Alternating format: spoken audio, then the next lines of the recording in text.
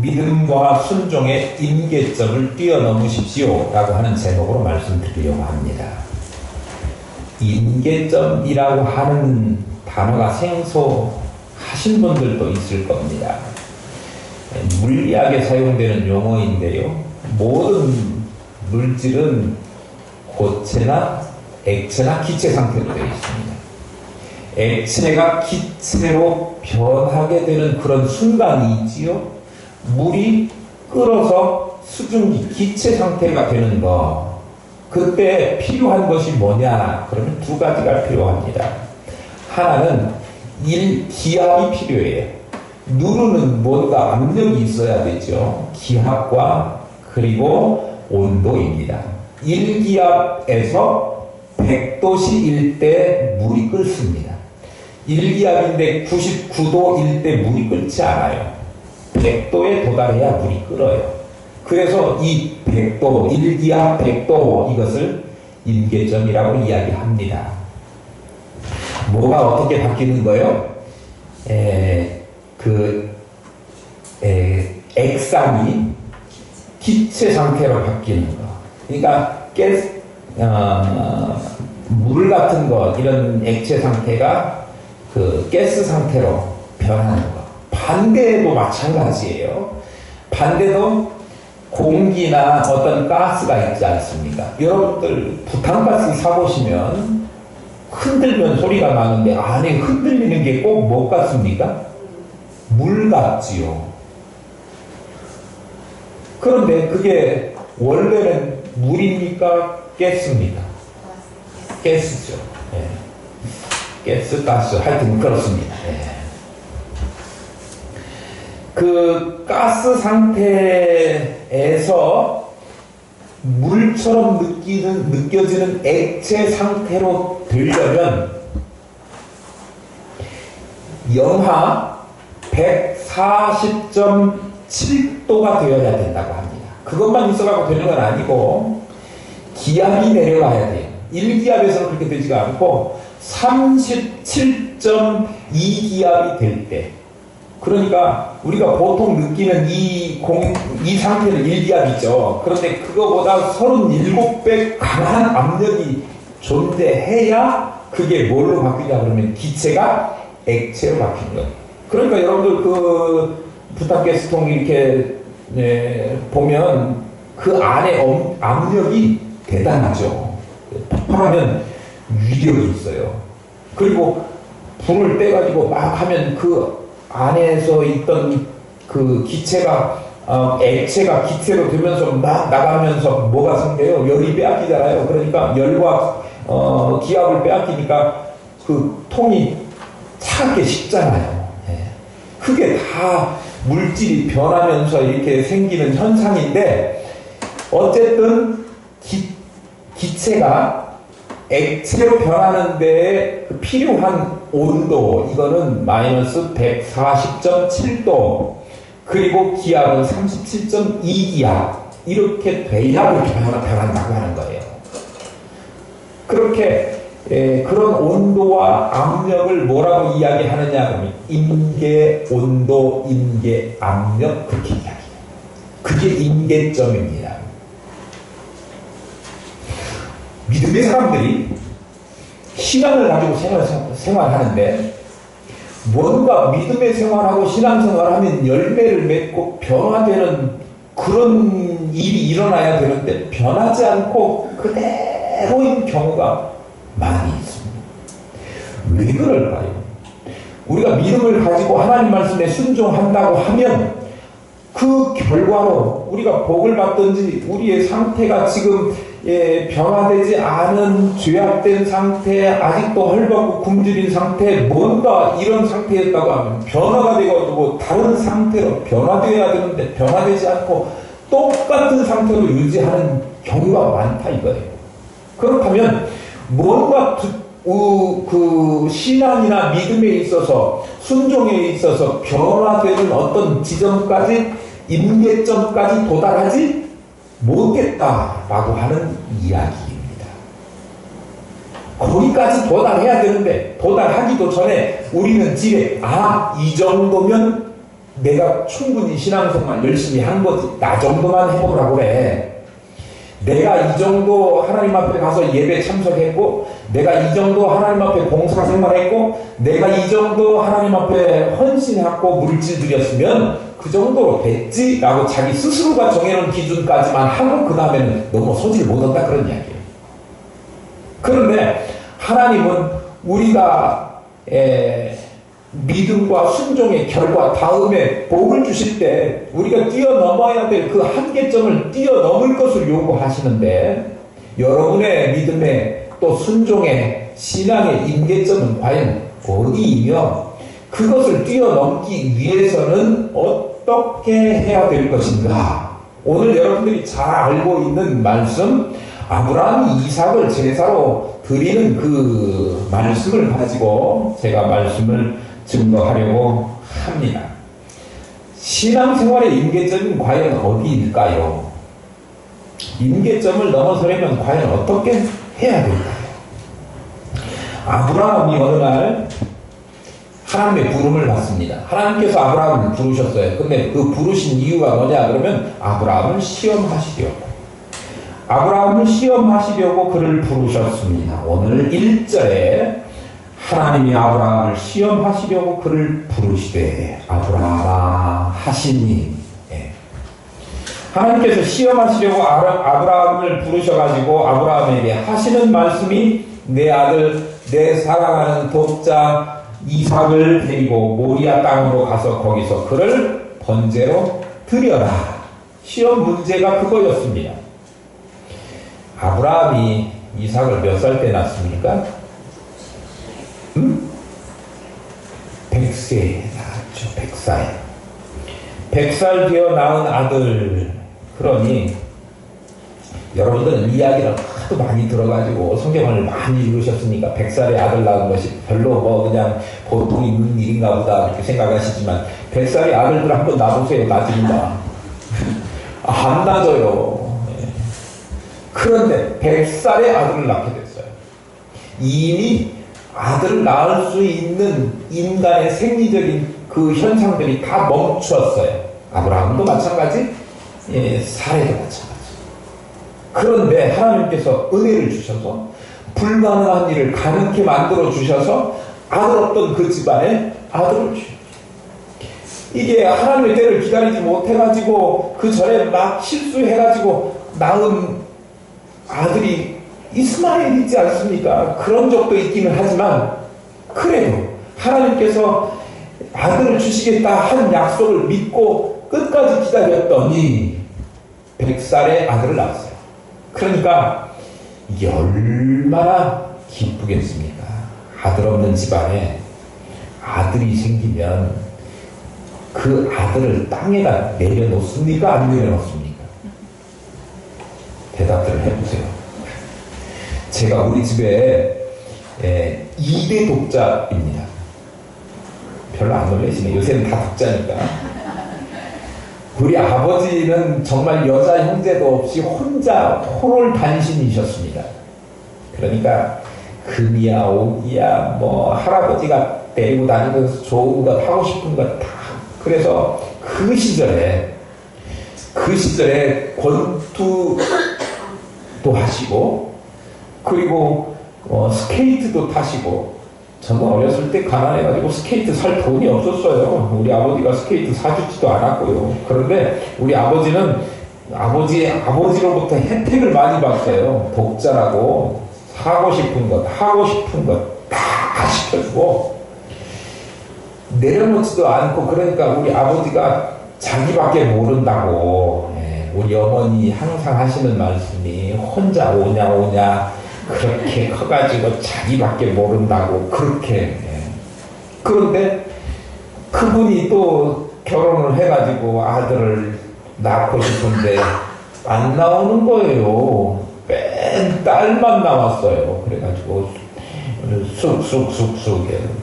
그래도 안 나오니까 이번에는 아들 주시겠지요. 그런데 또 안 나오니까 하나님 내가 기도하는데요. 성경에 보니까요. 한나가 기도했더니 아들을 주셨지 않습니까? 나에게도 주시면 바치겠습니다. 그래가지고 동의도 않고 하고 미리 자기가 하나님한테 약속을 하고 낳은 게 저예요.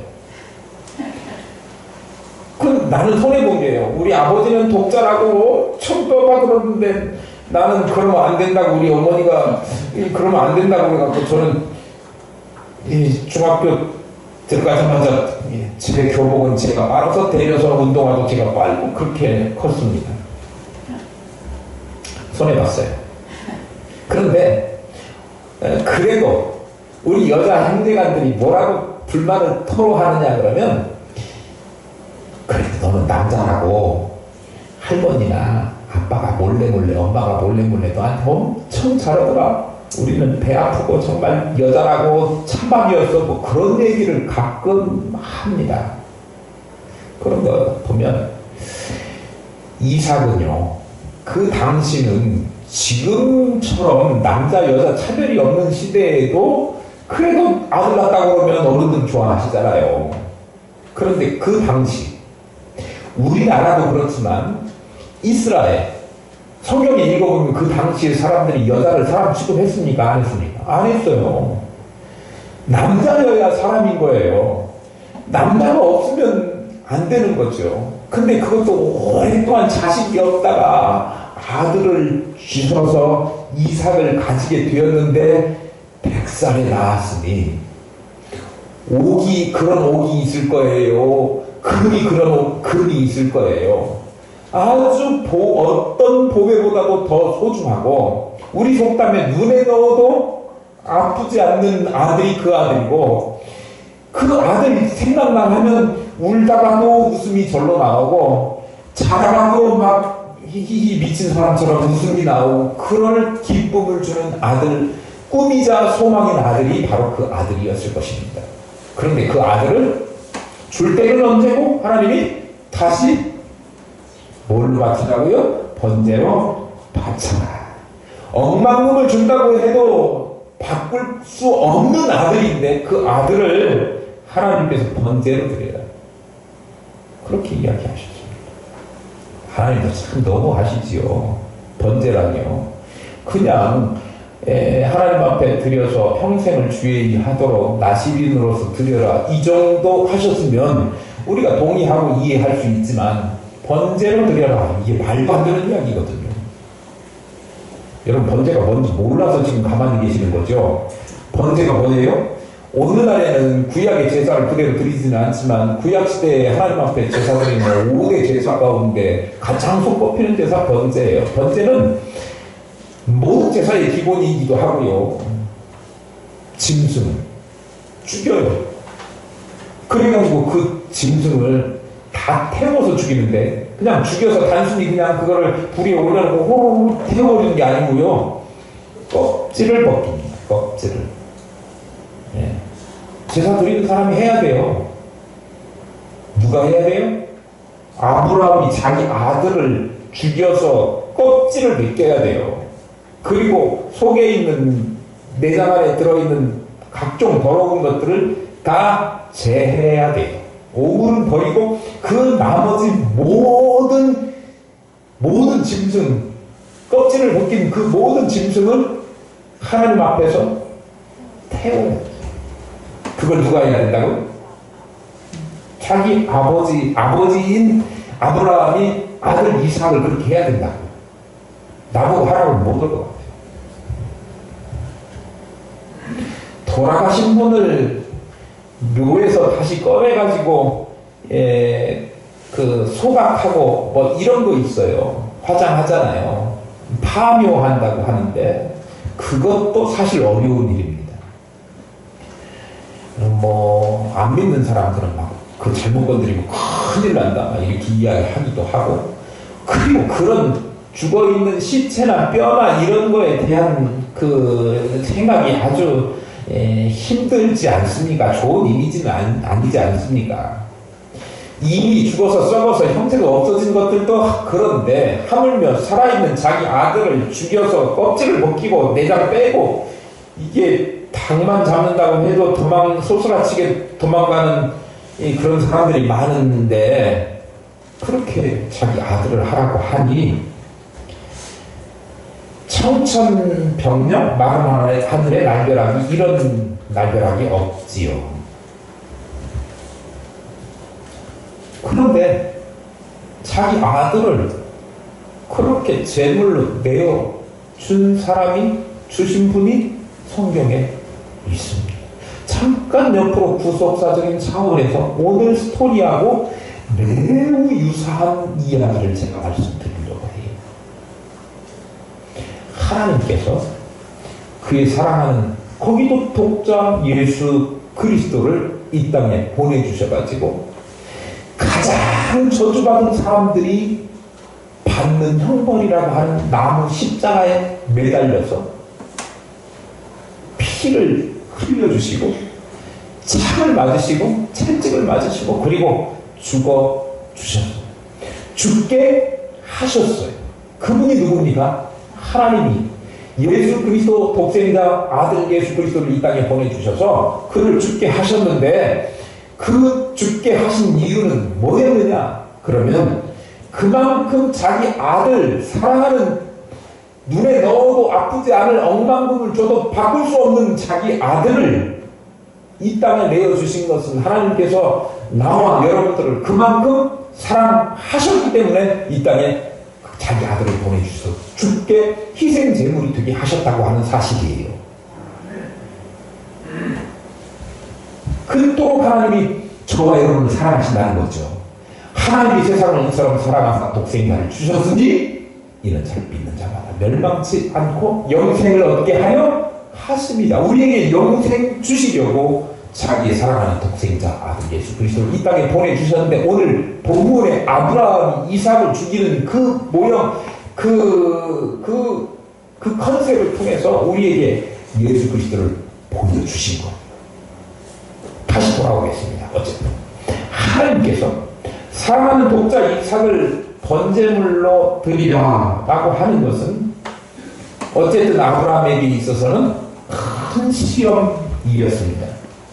하나님의 시험은요, 이 하나님도 시험을 하시는데 마귀나 그런 그 마귀가 주는 시험하고는 종류와 격이 다릅니다. 마귀는 우리를 올무에 빠뜨려서 다시는 헤어나오지 못하게 죄악 가운데 빠지도록 하려고 유혹하는 템프테이션, 시험을 우리에게 하지만 하나님은 결코 그의 백성, 그의 자녀들을 유혹에서 멸망하게 하시려고 하는 것이 아니라 테스트하셔서 더 잘하는 진보에 이르도록 온전하고 완전한 믿음의 단계에 이르도록 하나님께서는 우리를 시험하시는 거예요. 그러니까 마귀가 주는 시험 템페이션과 하나님이 주시는 시험 테스트하고는 전혀 격이 다른 거죠. 하나님께서 아브라함을 테스트하셔서 그 단계에 넘어섰는지 이 하나님의 복을 주고 또 모든 열국의 아비가 되게 하는, 아브라함이 그런 뜻입니다. 열국의 아비가 되게 하는 그런 은혜를 주셔도 되겠는가라고 하는 테스트를 하시고 계시는 거예요. 그런 자격이 있는가? 그런 복을 받아 누릴 만한 조건이 갖춰졌는가? 그러니까 하나님의 시험은 사실 누가 치더라도, 누가 치르더라도 하나님의 시험은 어렵습니다. 힘들어요. 여러분 학교에서 기말고사, 중간고사 보는 이 자녀들 양 얼굴도 혈색이 변하지 않습니까? 생각만 해도 공부를 안 하면서도 그냥 혈색이 변해가지고 힘들어하고 막 그게 이게 시험이 얼마나 중압감이 있는 거예요. 우리도 하나님께서 우리를 테스트하셔서 더 완전한 단계, 나은 단계로 올려가시려고 하는 시험임에도 불구하고 그래도 시험은 참기 어렵고 힘든 거예요.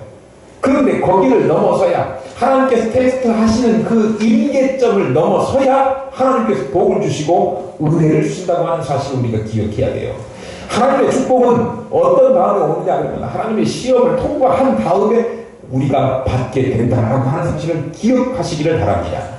그렇다고 하면 때때로 여러분들이 힘들고 어려운 시절을 만나면 이거 끝나면 하나님의 복이 임하는구나. 누가 아멘 하셨죠? 네. 맞습니다. 이쪽에서 나온 것 같기도. 자, 다시 이야기합니다. 여러분 힘들고 고생스럽고 정말 하는 일마다 손대는 일마다 안 되는 것 같고 그런데 하나님이 나 이거 잘 어떻게 하나님이 원하시는 대로 내가 결정하고 나아가기만 하면 하나님 그 다음에 복을 주실 분이라고 이렇게 고통 중에 테스트 하시는구나 라고 생각하시고 아무에게나 그런 시험을 테스트를 하시는 것이 아니지 않습니까? 복 주실 사람 하나님께서 정직한 사람 자녀 삼으신 그들에게만 하나님께서 주시는 시험이기 때문에 시험을 만나거든 기뻐하고 하나님께 원망하고 또 불평하지 마시고 오히려 기뻐하고 감사하고 그 시험을 온전히 이기고 통과하시기를 축복합니다. 왜냐하면 하나님의 시험은 버리기 위한 시험이 아니요 건지시기 위한 시험이기 때문입니다. 아브라함 일찍 일어나서 나귀의 안장을 지우고 두 종과 그의 아들을 데리고 아들 이삭을 데리고 번제 제물을 태울 그 나무를 쪼개가지고 그리고 그것을 가지고 길을 떠납니다. 시험에 어떻게 된 거예요? 하나님께서 아들을 제물로 드려라 그랬더니 제물로 드리려고 아유 내가 그걸 어떻게 하나님 앞에 하나님 나는 닭도 못 잡아요. 우리 어떻게 아들을 잡습니까? 그렇게 이야기 한 구절을 저는 계절까지 읽어보면서 하나도 찾아보지를 못했어요. 즉시로 그 하나님의 말씀에 순종하고 행동으로 옮깁니다. 행동으로 옮겨요. 아들을 제사를 드리려고 같이 갈 종들과 아들과 그리고 재물을 태울 그 나무 이런 것들을 다 준비해가지고 길을 떠나는 거예요. 인간의 생각이나 판단으로 해보면 어떻게 자기 아들을 제물로 바칠 도저히 납득할 수 없는 하나님의 명령임에도 불구하고 아무런 이의제기를 하거나 주저함도 없이 즉각적으로 순종했다라고 하는 말씀입니다. 아브라함이라고 고민이 없었겠습니까? 그날 밤에 차마 그 이야기를 자기 아내에게 하지도 못하고 잠자리를 뒤척뒤척하면서 숨불통을 앓았을 것입니다. 그리고 결심하고 자기 아들을 데리고 종들하고 함께 길을 떠나가지고 며칠 갔어요? 모리아 땅까지 갈 때 3일 걸렸다고 그랬죠. 3일째. 3일 동안 가는 동안에 제정신이었겠습니까? 넋이 나갔을 겁니다. 한 발 한 발 떼는 것이 너무도 힘들고 무거운 발걸음이었을 것이라고 생각이 됩니다. 아들 군대 입대할 때 훈련소 앞에 태워다 주는 것만 해도 이게 마음이 찌뿌둥하더라고요. 그런데요, 이 아들 잡으러 가는 거 아닙니까?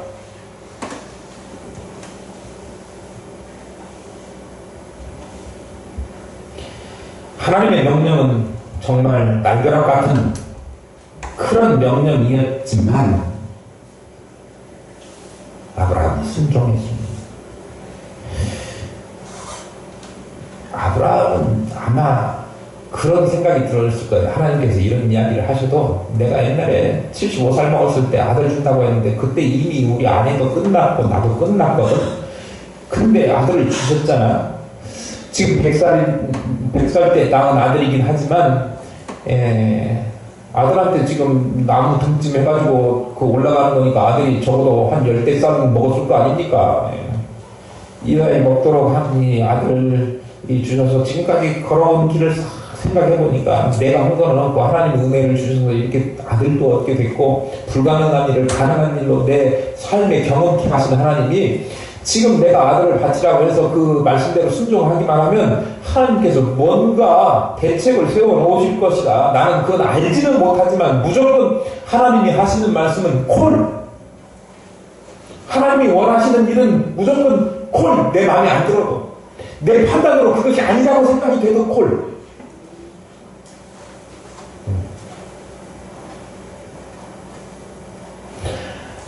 지난날 자기와 동행하신 하나님의 역사하심을 믿고 하나님께서는 죽은 자도 살리시는 하나님이시고 없는 자도 있는 것처럼 만드시는 그 하나님이심을 믿었기 때문에 아무런 의심과 주저함 없이 하나님의 말씀에 순종했던 것입니다. 아브라함은 하나님의 시험에 합격했습니다. 통과했습니다. 오늘 제가 예배하는 우리 모두, 나를 포함해서 우리 예배자들에게 드리고 싶은 말씀은 뭐냐? 그러면 아무도 하나님의 명령에 대해서 그것이 내 생각으로 인간적인 이성이나 어떤 판단으로 안 어울릴 것 같은, 도저히 납득 안 되는 그런 것이라고 할지라도, 이해할 수 없어도 또 그것이 아들을 제물로 드려야 되는 엄청난 고통을 받은 아브라함처럼 우리에게 있어서 엄청난 고통을 가져다 주는 일일지라도 하나님께서 우리에게 요구하시면 두말 안 하고 이유 안 붙이고 두 번 생각도 안 하고 무조건 예스, 아멘 이라고 대답하실 수 있는 신앙의 믿음의 임계점에 도달하시기를 축복합니다. 2절을 다시 한번 보겠습니다. 여호와께서 이르시되 내 아들 내 사랑하는 독자 이삭을 데리고 모리아 땅으로 가서 내가 내게 일러준 한 산 거기서 그를 번제로 드려라 그랬습니다.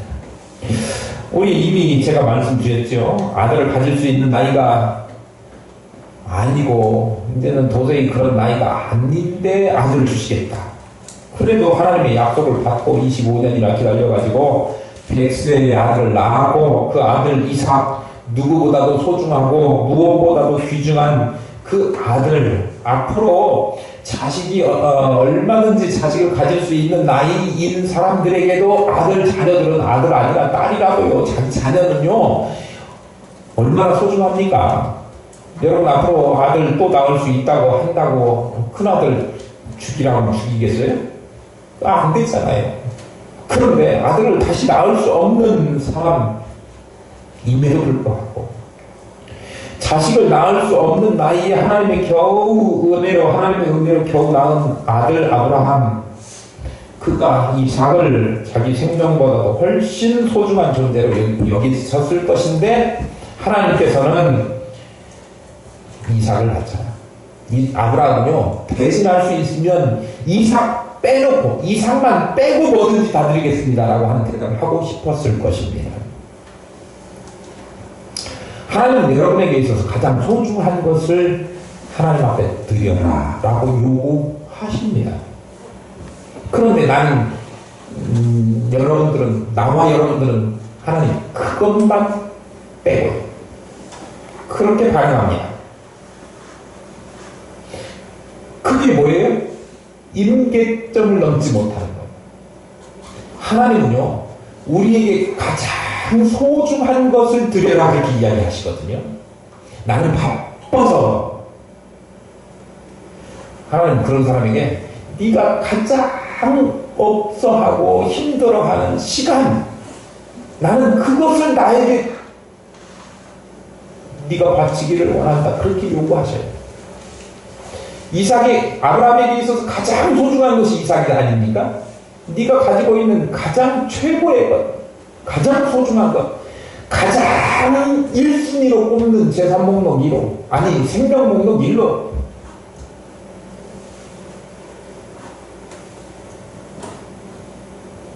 성도들에게도 가장 최상의 것을 요구하신다 그래요.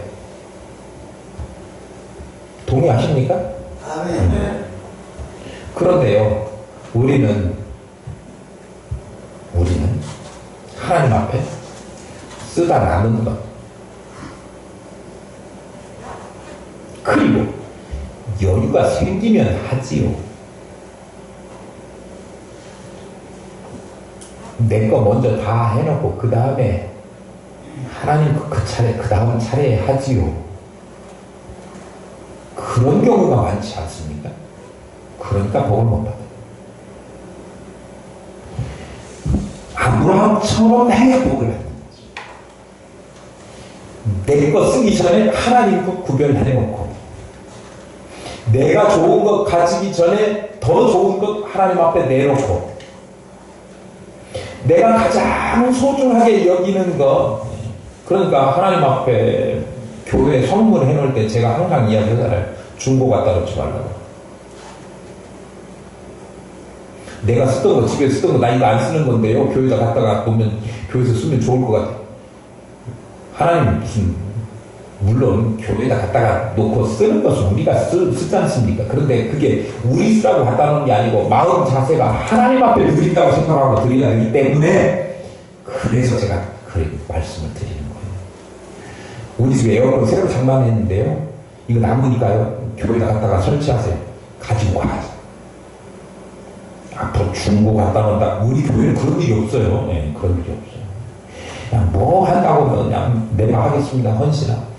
이 달력도 지금 해마다 교회에서 처음에 한두 번 했었는데 해마다 막 우리 손준기 집사님이 한 번 하시고 그 다음에 우리 백 집사님께서 하시고 작년에 올해는 조창근 집사님이 또 이제 참 하신다고 예약이 들어와 있어요. 내년 거 허경식 집사님이 내년에 하신다고. 우리 교회는 이런 교회니까 날마다 달력 보면서 올해는 우리 조창근 집사님이 복을 받아서 정말 하나님 잘 되고 하나님 앞에 더 충성하고 좋은 교회 일꾼 됐으면 좋겠다. 그렇게 달력 보시면서 날마다 기도하셔요. 저는 그래요. 이거 올해는 집사님이 하시는데 그렇거든요. 근데요, 하나님 앞에 하면서요, 정말 좋은 것, 제일 좋은 것, 소중한 것, 이것을 드리시라 그런 이야기. 하나님께서는 최상의 것을 요구하셔요. 하나님께서 오직 우리를 세상에서 최고로 사랑하셨기 때문에 자기의 사랑하는 독생자 아들 예수 그리스도도 아낌없이 땅에 보내주시고 죽여주셨지 않습니까?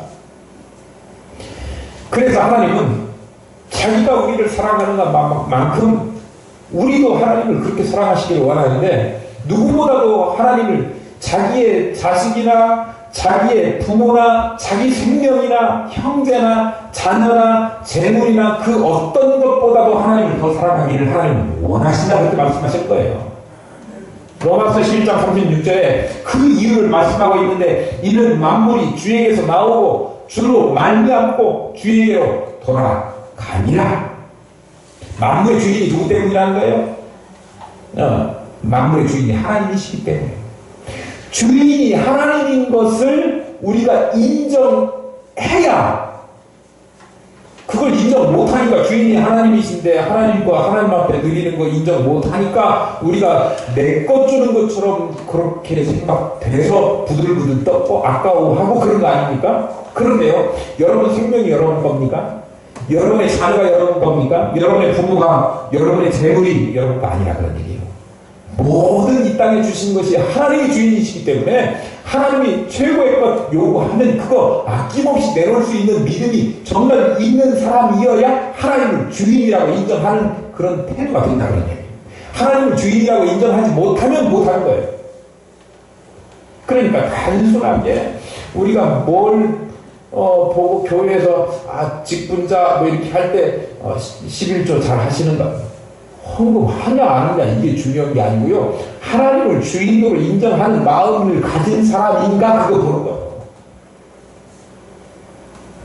그래서 11조 하는가 안 하는가 이게 중요한 판단의 기준이 되고요, 헌금생활 잘하는가 봉사생활 잘하는가 이걸 판단해서 직분을 맡기고 이렇게 하는 이유가 그거예요. 하나님 사랑하는 마음 없으면 그거 못하거든요. 하나님께 최상의 것을 드리도록 힘쓰시기를 축복합니다. 봉사도 최선의 봉사를 하십시오. 충성도 그렇게 하십시오. 예물도 그렇게 최고의 것을 하나님 앞에 드리실 수 있기를 축복합니다. 아브라함은 모리아산 제사 드릴 곳이 가까워지자 저 멀리 그게 보입니까? 종들과 나귀는 남겨두고 아들 이삭에게 번제 나무를 가지고 올라가도록 지웁니다. 그리고 자기는 불과 칼을 손에다 들고 갑니다. 그러자 아들 이삭이 아버지로부터 제사할 때는 제물을 올려놓고 불에 태우고 그런다고 한 이야기를 누차 들었을 거 아닙니까? 그러니까 아들 이삭이 아버지한테 물어봐요. 뭐라고? 아니, 장작 태울 제물에 쓰일 장작과 뭐 이런 불은 있는데 어찌 제물이 없습니까? 아들 이삭이 그걸 알았다라고 하는 이야기는 아버지가 그렇게 자꾸 교육을 했다는 거예요. 그러니까 부모된 여러분들도 자녀들에게 신앙생활 이렇게 해야 된다. 헌금생활 해야 된다. 주일 성수해야 된다. 실조 잊어버리지 말아라. 교육하셔야 돼. 아들이 그거 기억하고 있다. 아니, 불과 나무만 가지고 가면 재물은 어디 있습니까? 어린 양도 있어야 될 거 아닙니까? 그렇게 물어봐요. 그러니까 아브라함이 뭐라고 이야기하냐면 번제할 어린 양은 하나님이 친히 준비하시리라. 그렇게 대답을 합니다. 사실 13절에 보면 친히 하나님께서 순양을 준비해 두셨어요. 여호와 이레죠. 그런데 어쨌든 지금 이 순간에는 아들 이삭은 그게 궁금했고 아버지 아브라함은 그 답은 자기가 알고 있죠. 제물은 누구예요? 이삭이에요. 그런데 그 이야기를 차마 할 수는 없어요. 아니, 오늘 대답을 보면 하나님께서 친히 준비하시리라 그렇게 이야기를 한 거 보면 아브라함 이야기를 한 거 보면 하나님이 귀뜸을 해주셔가지고 야 아들 이삭 데리고 와서 제물로 드리라고 했지만 실제로는 저 순양을 숨겨둘 테니까 그 순양을 잡아가지고 제물을 드려라 그렇게 하나님이 사전에 언지를 준 것처럼 생각할 수 있어요. 그런데 절대 그렇잖아요. 왜냐하면 급하게 천사의 손을 막으셔가지고 아들 이삭을 내려치려고 하는 순간에 하나님께서 막으셨거든요. 그러니까 아브라함도 그거는 꿈에도 생각 못할 일이었어요. 그런데 아브라함은 어떻게 그런 이야기를 할 수가 있었느냐, 지금 거짓말하고 있느냐, 그게 절대 아니거든요. 두 가지입니다. 하나는요, 이삭이 그 염려하고 있는 재물 그 문제를 하나님께서 당신이 쓰실 재물에 대해서는 선하게 인도하실 것이다. 아들을 요구하시라면 아들을 드릴 것이고 하여튼 하나님의 선하신 일이 그 일 가운데 뭔가 일어날 것이다 라고 하는 것을 분명히 믿었다고 하는 거예요. 두 번째는요, 하나님께서 친히 재물을 준비하실 것이다 라고 하는 믿음이 그러니까 이 둘 다 요약하면 하나님의 선하신 보호와 인도를 확신했다고 하는 거예요. 내가 가는 길에 하나님이 인도하실 것이다 라고 하는 확실한 믿음이 있는 사람은 다른 데 견눈질하지 않고 하나님만 바라보고 따라가게 되는 거죠. 믿음은 바라는 것들의 실상이요 보지 못하는 것들의 증거라. 히브리서 11장 1절에 말씀하고 있습니다. 하나님은 지극히 선하신 분이시기 때문에 우리는 하나님이 선하신 것으로 우리를 역사하실 것을 믿음으로 안 보이지만 믿는 거예요. 바라는 거예요. 하나님께서 선하게 인도하시는 것을 바라는 거죠. 그리고 믿는데 어떻게 믿느냐 그러면 하나님은 지금까지 날 인도해 오신 것을 보면 성경에서 우리를 인도해 가시는 하나님의 선하신 것을 보면 하나님은 결코 우리에게 나쁜 것을 요구하시거나 불의한 것을 요구하시는 하나님이 아니시다라고 하는 사실을 우리가 확신한다면 하나님이 하시는 명령에 무조건 아까 뭐라고 그랬죠? 아멘이 생각이 안 나고 무조건 콜 할 수 있다고 하는 거예요. 하나님은 자기 백성에게 결코 불의한 걸 요구하시지 않는다. 확신하십니까?